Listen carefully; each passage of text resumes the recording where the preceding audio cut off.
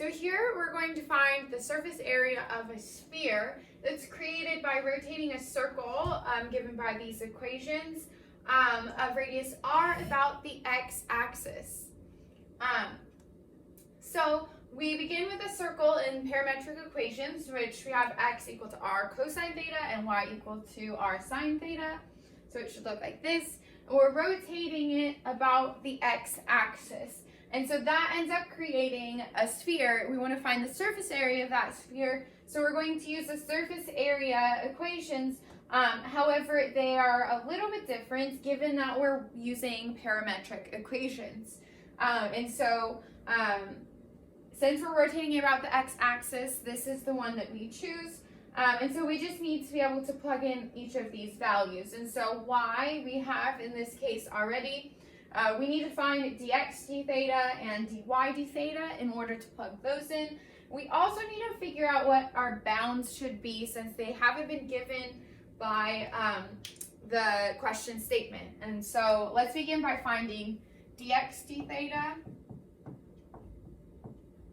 which is just going to be negative r sine theta, and dy d theta is going to be r cosine of theta. And here we also know that y is equal to r sine of theta, which is going to be the other thing we plug in to get the surface area. Now, lastly, let's talk about the bounds. We need to figure out what our bounds should be. So we're wanting to find the surface area of this sphere, and we're rotating the circle about the x-axis. And when we do that, you want to think about if we had a circle in space and we're going to rotate it about the x-axis, how long it would take to create a sphere. And so if we do that, if we rotate it 180 degrees or pi, then we will create the whole sphere. This bottom half of the curve creates what we would see as like the back side of the sphere.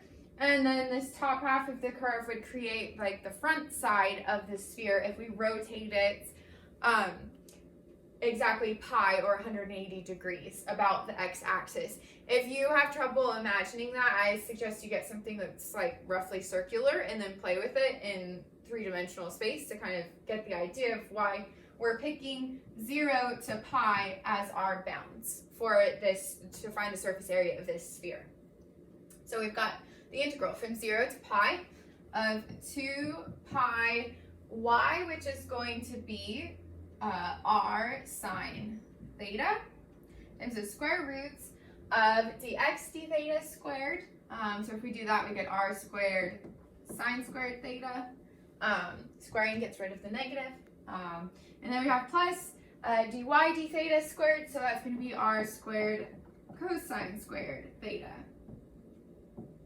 d theta.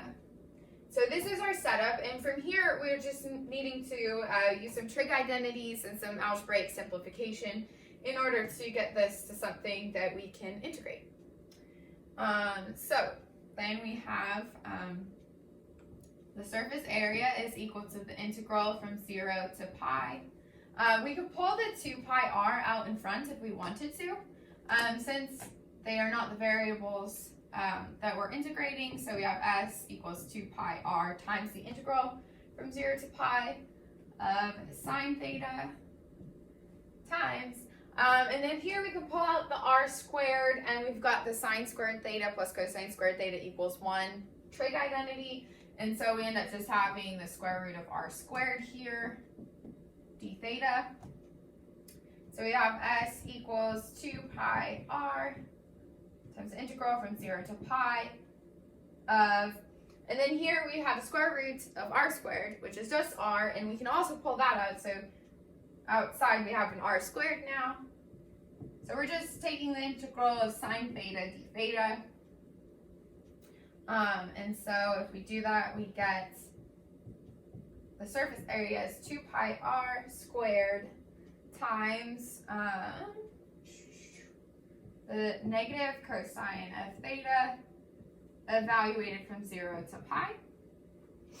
And then if we evaluate this from 0 to pi, cosine of pi is -1, and so -1 times -1 is 1, and then minus a negative cosine of 0 is going to be minus a -1, so plus another 1. So here we get 2. That's just by plugging that in, and so then we end up having 4 pi r squared. And again, this is a fact that we're just given in geometry about the surface area of a sphere, and so you can reference that fact to know that by this point that we've done this correctly.